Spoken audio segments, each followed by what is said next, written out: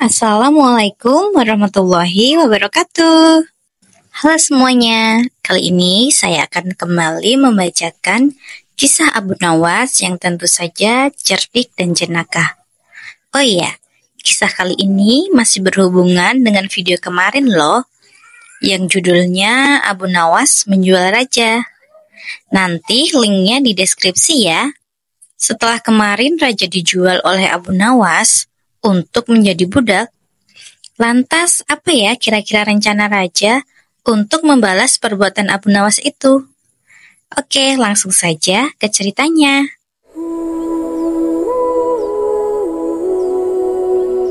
Pada suatu hari, di sebuah negeri yang damai dan makmur, Sultan Harun al-Rasyid, sang baginda raja, baru saja kembali ke istana. Namun, beliau pulang dalam keadaan sangat marah.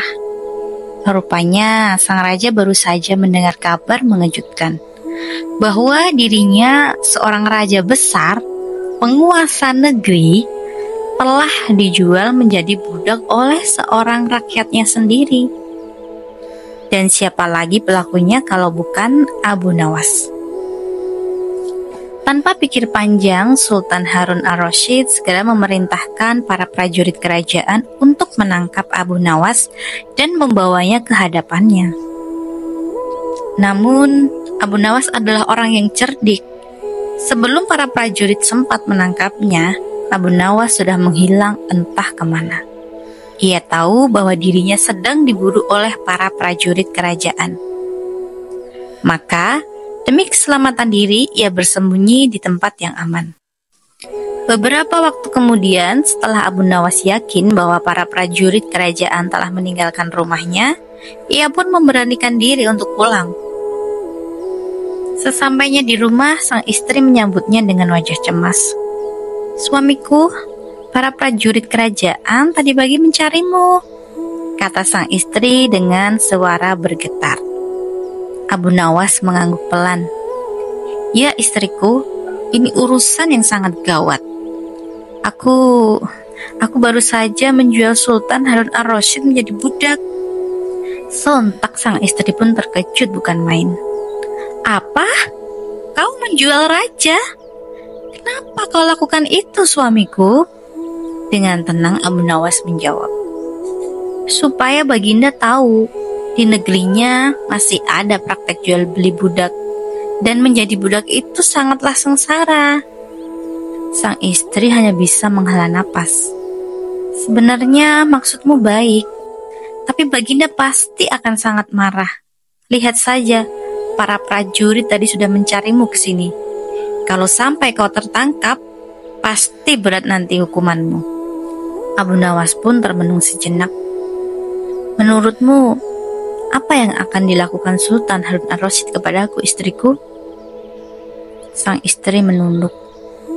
"Pastilah kau akan dihukum berat."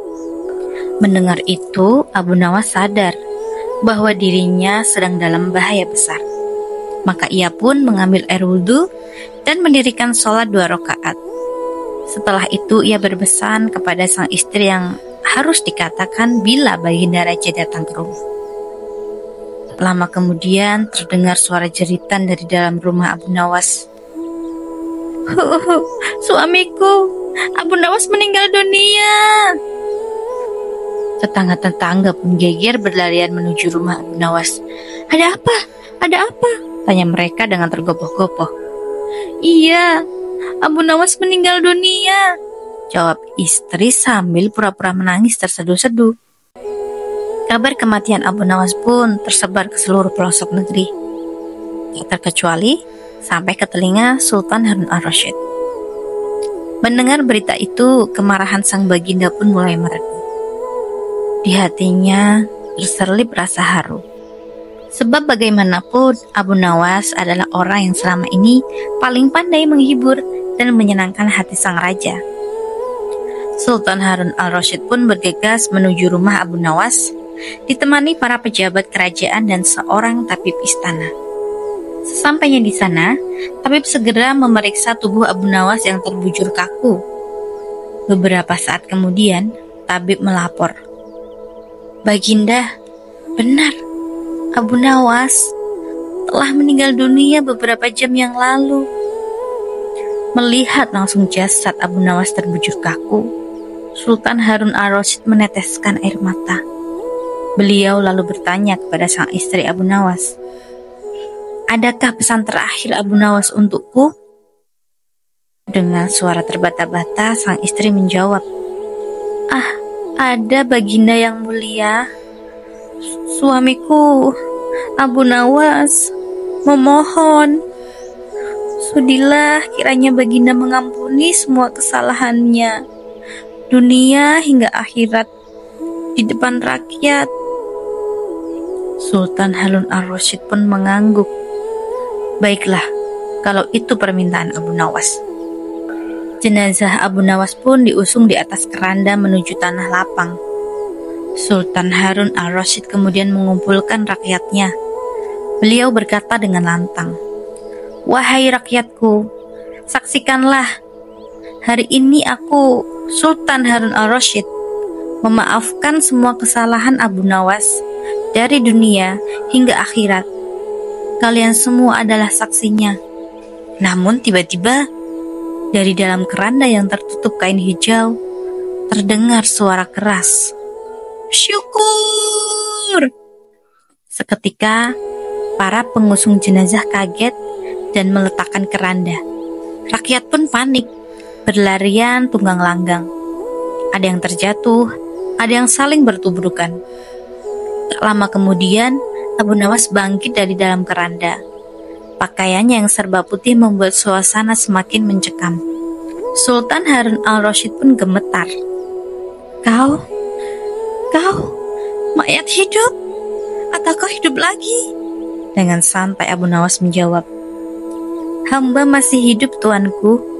Hamba mengucapkan terima kasih yang tak terhingga atas pengampunan baginda." Sang raja masih tak percaya. "Jadi, kau masih hidup?" "Ya, baginda. Segar bugar, malah hamba kini merasa lapar ingin segera pulang," jawab Abu Nawas dengan tersenyum lebar. Sultan Harun al-Rasyid pun menghela napas panjang. "Kurang ajar, ilmu apa yang kau pakai, Abu Nawas?" Abu Nawas tersenyum tenang. "Itu ilmu dari Maha Guru Sufi, guru hamba yang telah wafat." Baginda penasaran. "Ajarkan ilmu itu kepadaku." Abu Nawas mengeleng. "Mohon maaf baginda, ilmu ini hanya dimiliki guru hamba, dan hamba pun tidak bisa mengajarkannya." Sultan Harun al-Rasyid pun tertawa kecil sambil menggerutu. Dasar pelit. Sahabat semua, demikianlah kisah tentang kecerdikan Abu Nawas. Dari cerita ini kita belajar bahwa kecerdasan, keberanian, dan kebaikan hati Abu Nawas selalu mampu menyelamatkannya dari masalah besar, sekaligus mengajarkan pelajaran moral kepada penguasa. Semoga cerita ini bisa menghibur dan memberi hikmah bagi kita. Jangan lupa like, share, komen, dan subscribe channel ini agar tidak ketinggalan kisah-kisah menarik lainnya. Terima kasih sudah menonton. Wassalamualaikum warahmatullahi wabarakatuh.